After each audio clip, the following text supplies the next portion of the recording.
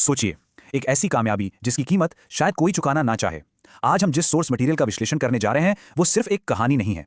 वो गरीबी, बेइंतहा प्यार और उस खामोश बलिदान का एक ऐसा सच है जो अक्सर फाइलों और पदकों की चमक के पीछे छिप जाता है।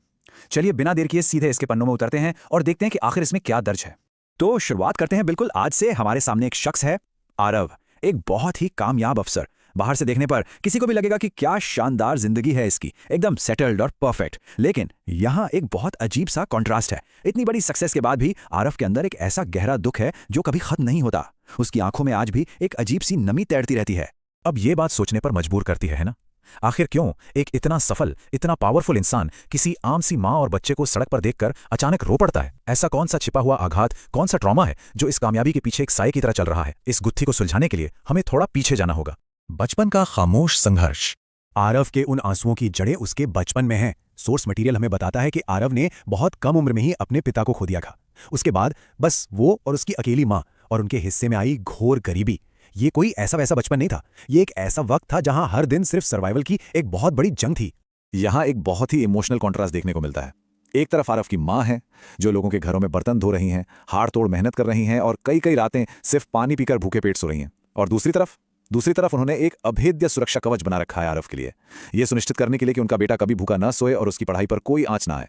मतलब लिटरली खुद को आग में झोंक देना ताकि बच्चे का मुस्तकबिल रोशन हो सके। 500 रुपए और एक बलिदान। अब जिंदगी किसी तरह इस नाजुक से बैलेंस पर चल रही थी कि अचानक स्कूल में एक पिकनिक अनाउंस होती है। फीस थी 500 रुपए। अब सोचिए, आज के वक्त में या शायद हमारे लिए 500 रुपए कोई बहुत बड़ी रकम ना हो, लेकिन आरव की उस दुनिया में ये एक ऐसा पहाड़ था जिसे लांघना नामुमकिन सा था। ये महज एक नंबर नहीं था, ये उनकी गरीबी पर सीधा प्रहार था। तो अब ये छोटा सा बच्चा करता क्या है? वो स्कूल से आता है और बहुत ही शांति से अपनी माँ से कहता है, मुझे पिकनिक पर नहीं जाना, मुझे पिकनिक बिल्कुल पसंद नहीं है। ये बात अंदर तक झकझोर देती है। इतनी सी उम्र में इतनी मैच्योरिटी। वो असल में अपनी माँ को उस आर्थिक बोझ से बचाना चाह रहा था। अपनी ख्वाहिश का गला घोटकर उसने बहुत ही सफाई से एक झूठ बोल दिया। लेकिन एक माँ की पारखी नजरों से क्या ही छिप सकता है? वो पल भर में अपने बेटे का झूठ पकड़ लेती हैं।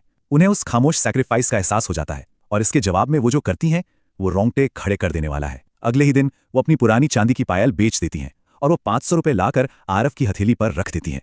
ये सिर्फ स्कूल की फीस नहीं थी, ये अपने हिस्से की बची खुची पूंजी से खरीदी गई एक बच्चे की खुशी थी। आखिरी चिट्ठी और ख्वाहिश। पायल बिकने का वो एक वाकया एक ऐसे दुखद घटनाक्रम की शुरुआत करता है जिसने सब कुछ बदल कर रख दिया। जरा इस टाइमलाइन को देखिए। आरव खुशी खुशी पिकनिक के लिए निकल जाता है, उसे बचपन की वो दुर्लभ खुशी मिल रही है। लेकिन उधर काम करते करते महीनों की भुखमरी और थकान की वजह से मां को तेज चक्कर आता है। वो गिर पड़ती हैं और सबसे भयानक सच ये है कि अस्पताल पहुंचने से पहले ही उनका निधन हो जाता है। जब आरव पिकनिक से लौटता है तो घर के बाहर सिर्फ रोते हुए लोगों की भीड़ होती है। एक झटके में उसकी पूरी दुनिया खत्म। उस भयंकर सदमे और आंसुओं के बीच रोते बिलखते आरव के पास पड़ोस की एक आंटी आती हैं। वो उसके हाथ में एक छोटा सा डब्बा थमाती हैं। इस पूरे सोर्स मटेरियल का जो असली इमोशनल कोर है ना, वो इसी छोटे से डब्बे में कैद है। ये डब्बा माँ की छोड़ी हुई आखिरी निशानी था।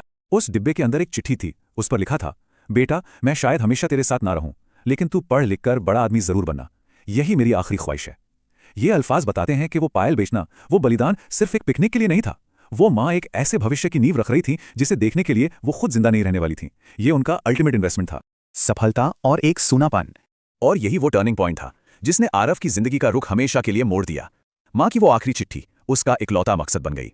उस गरीब लड़के ने जिसने अपनी सबसे कीमती चीज खो दी थी, उसने दिन रात एक कर दिया, पागलों की तरह मेहनत की, और उसी जिद का नतीजा है वो वर्तमान जो हमने शुरुआत में देखा था, एक बेहद कामयाब अफसर। उसने अपनी माँ की आखिरी ख्वाहिश को सच कर दिखाया, लेकिन कीमत बहुत बड़ी थी। और ये पूरी कहानी हमें एक बहुत ही गहरे सवाल पर लाकर खड़ा कर देती है। आज भी जब आरव किसी माँ बच्चे को देखता है तो उसके आंसू छलक पड़ते हैं, क्योंकि वो जानता है कि उसकी कामयाबी के पीछे किसका खून पसीना है। तो सवाल ये है कि क्या हमारी सफलता कभी भी सिर्फ हमारी अपनी होती है?